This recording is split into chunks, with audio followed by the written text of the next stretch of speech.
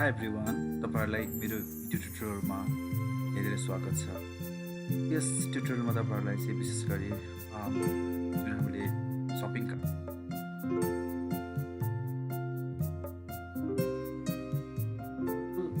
Amount कसरी निकाल्ने हैन यो टोटल एमाउन्टको लागि कामहरु यो ट्युटोरियलमा विशेष गर्नेछौँ। हामीले जस्तै अहिले हामीसँग यस कार्डमा हामीसँग एउटा प्रोडक्ट छ। Now I want to add the next product. Suppose let's say red rose ma add गर्न चाहन्छु। यो एड गर्न बित्तिकै हामीसँग के भयो त रेड रोज दुईटा भइसक्यो। त्यसै गरी म लिलिज अर्को एउटा प्रोडक्ट एड गर्न चाहन्छु। ओके सो हामीसँग अहिले तीनटा प्रोडक्ट छ हैन।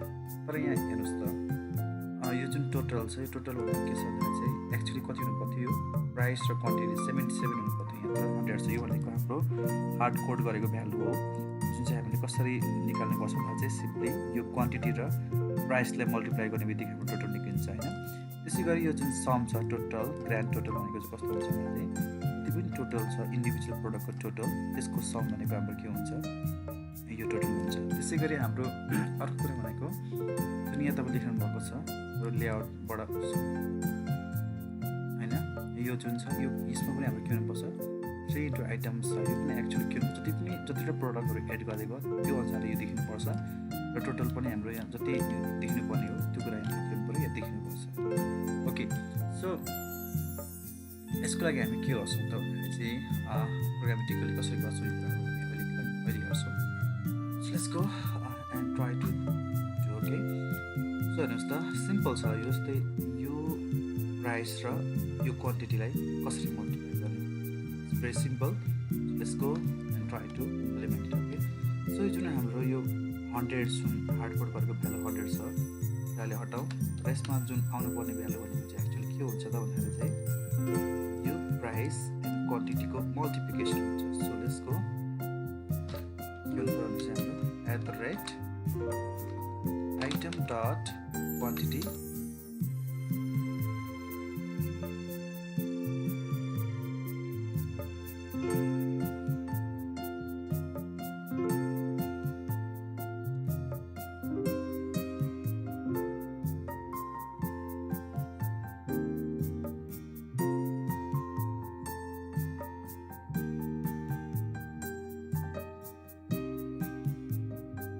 टोटल जुन छ टोटल भने के हुनुपर्छ यो 77 33 के हुनु पर्यो एड भएर हाम्रो जुन एकुमुलेट भएर आउनु पर्यो यहाँ यो टोटल हो। त्यसको लागि हामी के गर्छौँ त भन्दाखेरि चाहिँ यसको लागि हामी के गर्छौँ भन्दाखेरि चाहिँ यो जुन छ यसको टोटल सम कति हुन्छ त यसको लागि कसरी प्रोग्रामिङ गर्छौँ भन्दाखेरि चाहिँ जुन यो भ्यालु छ यसलाई के गर्छौँ यसलाई कपी गरेँ माथि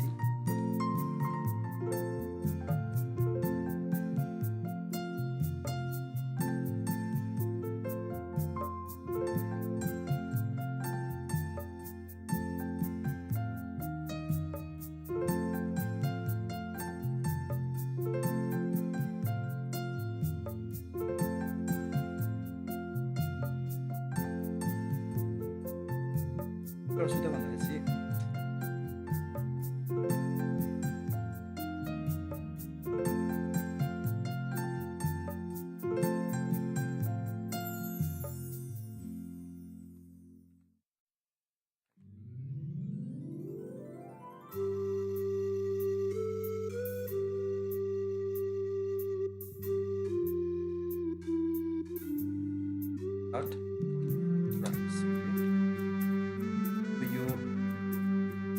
क्वान्टिटी र प्राइसको मल्टिप्लिकेसनलाई हामी सबैलाई हामी के सम गर्छौँ है। So let's sum p and p dot quantity into p dot plus product dot price. यसो हाम्रो सम भयो। यो समलाई हामीले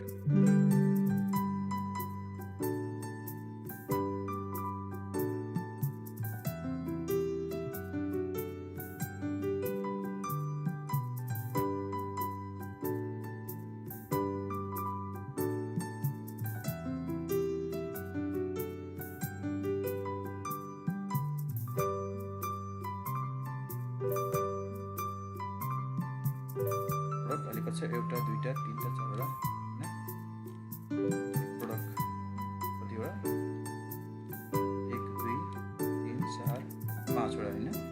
5वटा जसको प्राइस टोटल प्राइस हाम्रो कति छ 77 छ टोटल गर्दा हाम्रो कति हो 253 आउने भयो ओके सो हाम्रो यो टोटल पनि आयो र हाम्रो ब्रान्ड अब कतिवटा प्रोडक्ट छ भन्ने हेर्नुको लागि चाहिँ के गर्छौँ यो जुन 3 आइटम्स छ तर एक्चुअली हामीसँग कार्डमा कतिवटा छ प्रोडक्टहरू 5वटा प्रोडक्ट छ होइन यो पनि सबै के हार्ड कोड गरेको र यो 100 पनि हाम्रो हार्ड कोड गरेको होइन नाउ यो चाहिँ हाम्रो एक्चुअली के हुनुपर्छ एउटा कार्डमा एड भएको प्रोडक्ट छ त्यो प्रोडक्ट हुनुपर्छ 5वटा प्रोडक्ट देख्नु पऱ्यो र टोटल कति हुनु पऱ्यो 253 देख्नु पऱ्यो त्यसको लागि के गर्छौँ भने चाहिँ त्यो देखिएको पार्ट भनेको सबै हाम्रो कहाँबाट आउँछ लेआउटबाट सो लेआउटमा जाउँ है सो लेआउटमा गएर हामी के गर्छौँ यो जुन छ यो पार्टलाई हामी कहाँ चाहिँ हेर्छौँ है त F12 गरेर हेऱ्यौँ भने देख्छौँ पार्ट भने कहाँ छ त कार्ड यो पार्ट पनि छ है कार्डलाई हामी एक्सप्यान्ड गरेर हेऱ्यौँ भने देख्छौँ सरी ओके देख्नु भएको छ यो पार्ट नाउ अब यसलाई म के गर्छु सर्च गर्छु हाम्रो फाइन्ड हाम्रो यो सपोज यो 3 इन्टु आइटम्स लेखेको छ है यसलाई म सर्च गर्छु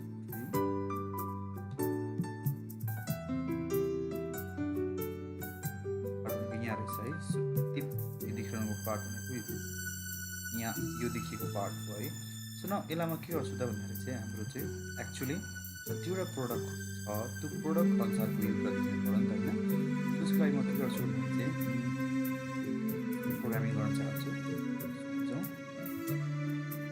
अब हेर्नुहोस् त यो जुन प्रोडक्ट छ एक्चुअली कहाँ स्टोर भएर बसेको छ त सेसनमा सेसन भनेको हाम्रो जुनै पनि हाम्रो यो फाइलमा पेजहरूमा अथवा जुन हाम्रो भ्यूमा जहाँ पनि हाम्रो के हुन्छ एक्सेसिबल हुन्छ होइन सो जुन हाम्रो सेसन छ कार्डको जुन यो सेसन कार्ड त हाम्रो लेआउटमा त अभाइलेबल हुन्छ होइन सो त्यो कार्डलाई हामी यहाँ रिड गर्न ट्राई गर्छौँ है so let's go and try to implement right if card यसको भ्यालु यदि हामीसँग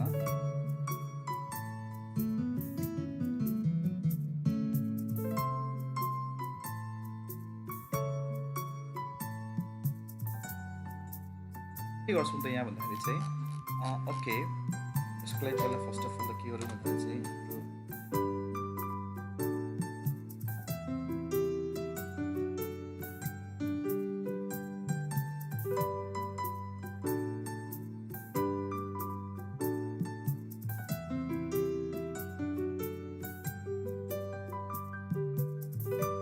हामी के गर्छौँ त भन्दाखेरि चाहिँ लिस्ट अफ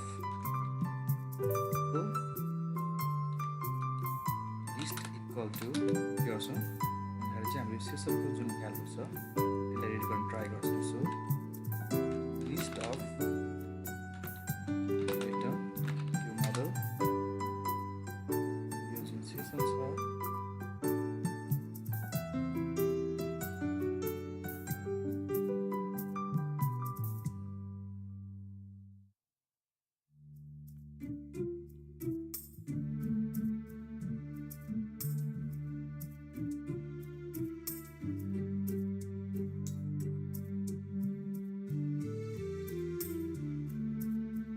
यो जुन हाम्रो के छ भन्दाखेरि चाहिँ यसको भ्यालु यहाँ हाम्रो रिड गऱ्यौँ है नाउ के गर्छौँ भन्दाखेरि चाहिँ गर्नु छ भन्दाखेरि चाहिँ हेर्नुहोस् त जम्मा कतिवटा प्रोडक्ट छ त्यो आइटम निकाल्नु पर्ने छ र अर्को भनेको हाम्रो टोटल पनि निकाल्नु पर्ने छ होइन त्यसको लागि हामी के गर्छौँ त भन्दाखेरि चाहिँ फर्स्ट अफ अल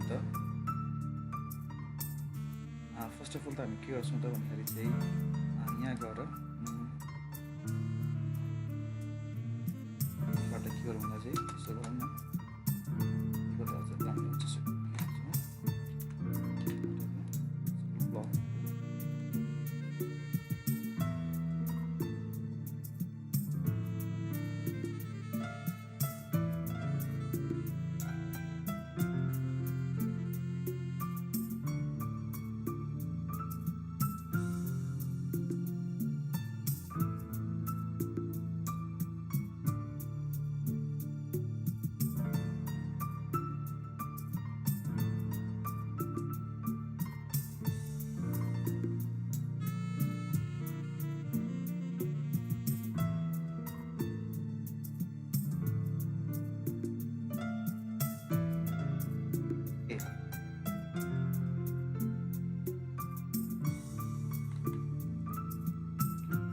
सो के गर्छु भन्दाखेरि चाहिँ म यहाँ गएर एउटा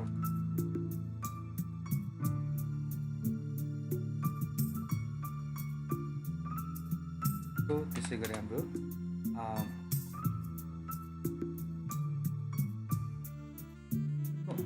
जाउँ र हामी यसको लागि काम गरौँ। सम इक्वल टु के हुन्छ, सम इक्वल टु हाम्रो के हुने भयो भन्दा चाहिँ लिस्ट डट सम होइन।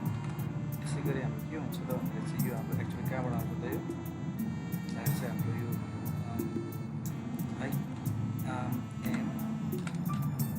m dot quantity into m dot product dot price।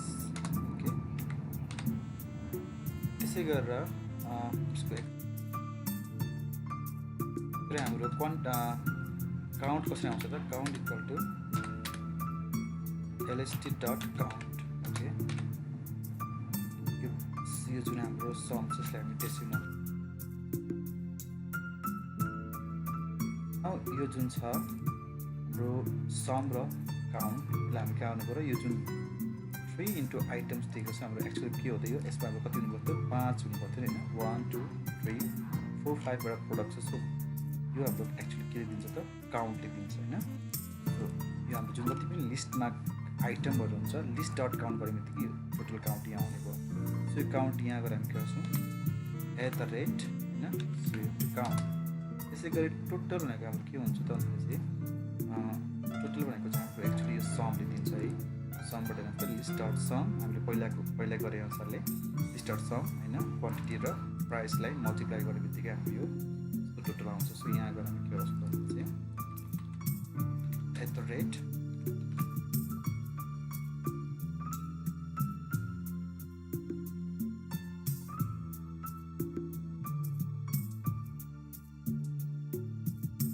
So एकपल्ट क्लिक गरौँ, अर्डर गरौँ, अरू के भयो त 77 टोटल र ग्रान्ड टोटल बनाएर यही अनुसारले हाम्रो के भयो त अहिले हामीसँग कार्टमा भएको प्रोडक्ट भनेको एउटा छ। सो 1 आइटम्स अनि यसको प्राइस 77 छ।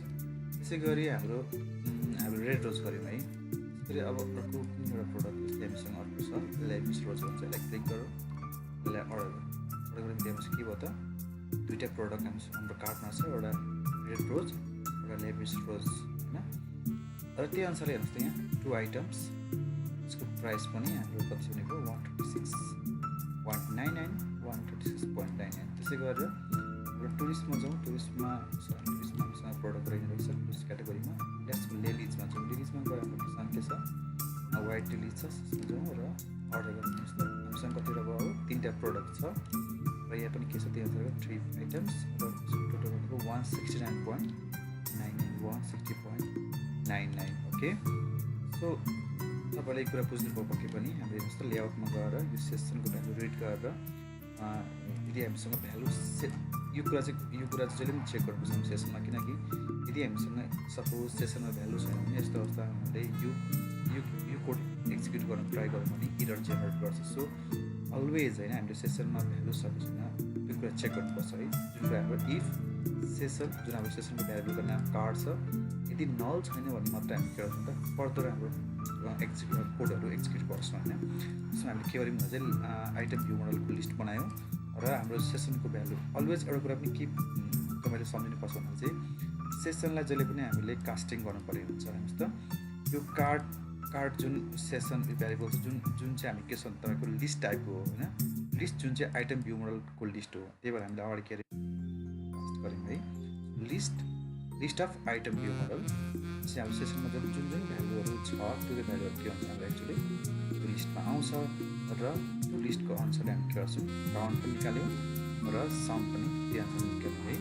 ओके, आई होप तपाईँले यो ट्युटोरियलबाट चाहिँ कसरी सम निकाल्ने भन्ने कुराहरू बुझ्नुभयो है।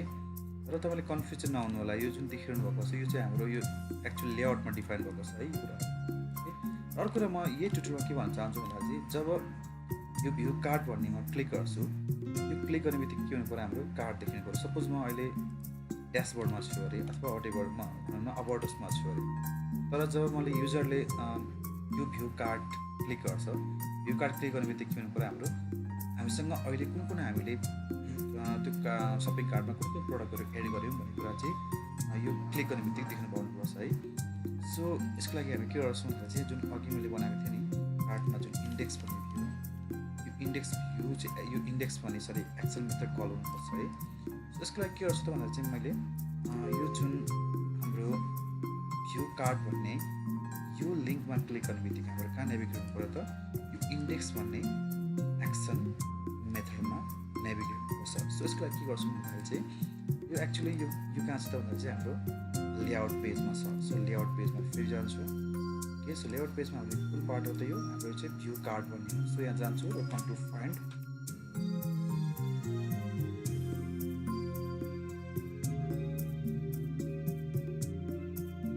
एक्चुअली हाम्रो कन्ट्रोलरको के भयो यसमा नेभिगेट हुने हाम्रो युआरएल दिनु पऱ्यो नि त होइन।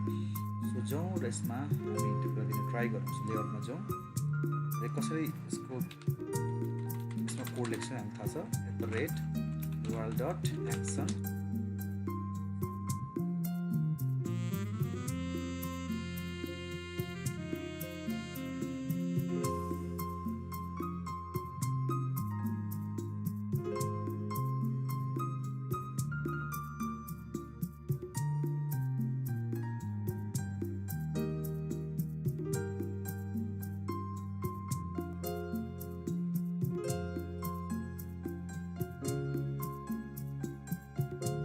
कार्डमा हाम्रो 3 आइटम्स छ है। यो क्लिक गर्ने बित्तिकै के हुनुभयो हाम्रो कार्ड देख्ने ठिक छ। यो भ्यू गर्ने बित्तिकै के हो हामी जुनै ठाउँमा भए पनि अबडसमा भए पनि हामी यो क्लिक गर्ने बित्तिकै के हुन्छ हामीसँग कार्डमा कुन प्रडक्टहरू अभाइलेबल छ त्यो हामी देख्न पाउँछौँ ओके। सो आई होप तपाईँले यो ट्युटोरियलबाट टोटल एमाउन्ट कसरी निकाल्ने र यो भ्यू कार्डमा क्लिक गर्ने बित्तिकै भ्यू कार्डले कसरी सो गर्ने भन्ने कुरा बुझ्नुभयो। सो म क्लासलाई यो ट्युटोरियलमा यहीँ इन्ड गर्न चाहन्छु। So thanks for watching.